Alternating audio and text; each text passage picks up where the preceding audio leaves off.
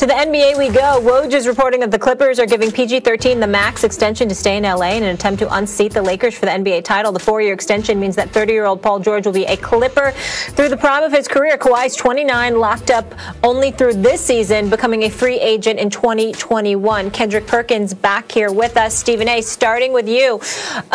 If PG-13 and Kawhi are at their best, can they beat the Lakers this season? I think if they're at their best, first of all, I don't think anybody's going to beat the Lakers. But if they're at their best, I think they've got a shot.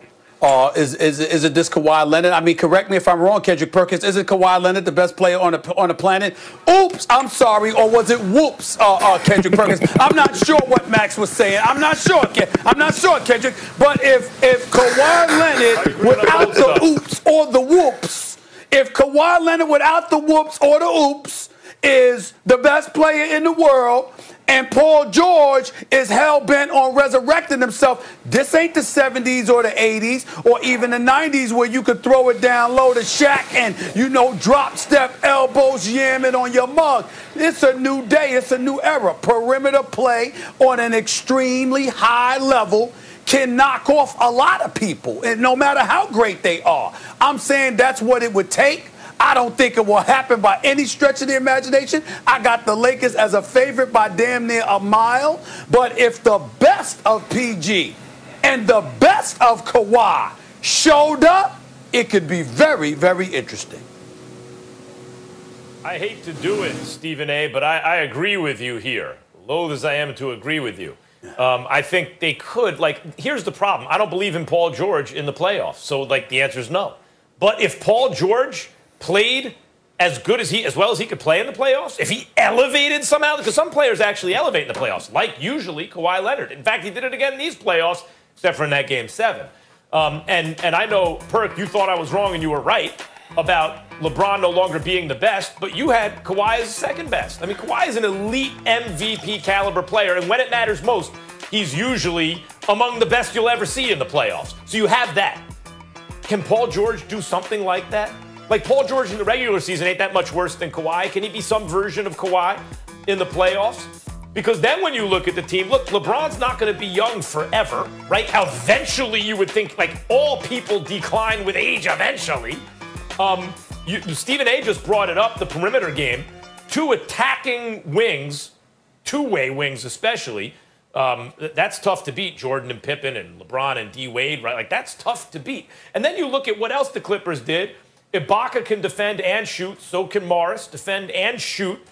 Kennard is an upgrade over Shamet. He could do more things, and he can also shoot. They have shooting. And then finally, the Lakers lost Rondo. I like the Schroeder move a lot. I think Schroeder's an upgrade during the regular season. It remains to be seen in the playoffs, because one thing we know about Rondo is playoff Rondo is real. When it came down to it, the Lakers had 2 MVP caliber players and an all-star caliber player in Rondo. Rondo's not there anymore. So would it be possible? Yes, it would be possible.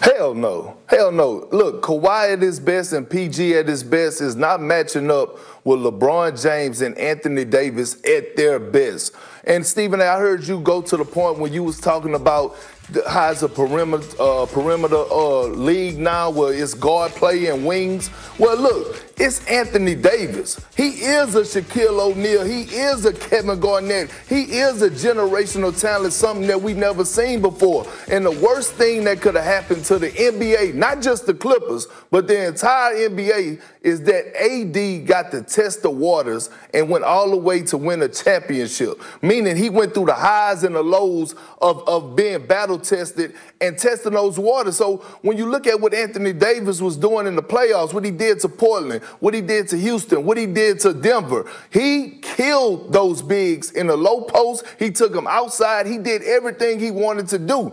At his best, at Anthony Davis' best, he is arguably the best player in the league and could possibly be an MVP candidate for the next 5 years. And by the way, this is a guy just hitting his prime at 27 years old. So, no, I'm looking at Anthony Davis, and he's the common denominator in this whole argument. He is the best in the league for us being able to use his skill set at that height, being able to defend 1 through 5s on the defensive end, and he is the one that separates the two between the Lakers and the Clippers.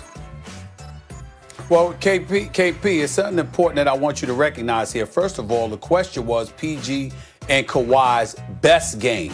That's number one. Number two, we're still not picking them to beat the Lakers. Nobody's picking them to beat the Lakers. We understand that the Lakers are better. Nobody's disputing that.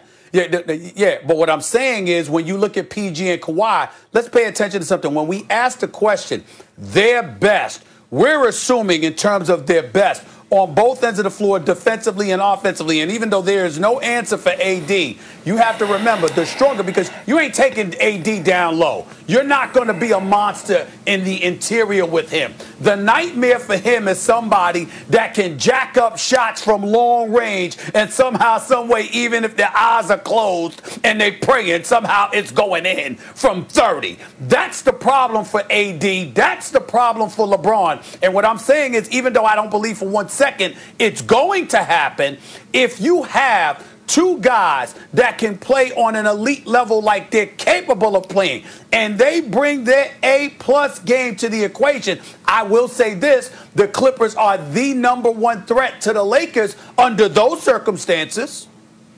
Would you say that? No, not really.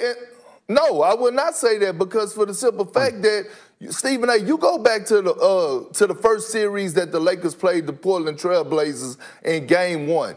Right. We was telling Anthony Davis that he needs to dominate in the interior. Game 2, he did just that, and he carried it on. Even in the Rocket series, he was dominating in the paint, getting dunk after dunk, setting up shop on the low block, and that's what I'm saying.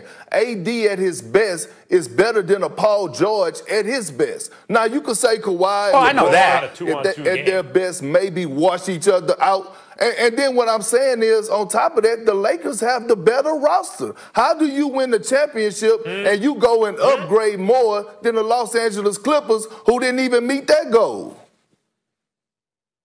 All right, the Lakers won 2 of 3 against the Clippers last season, but all games were close, but decided by 10 points or less. We're going to continue this conversation after the break here on First Take. Also this, Jalen Hurts gets the nod for Philadelphia. How will he fare against this Saints defense?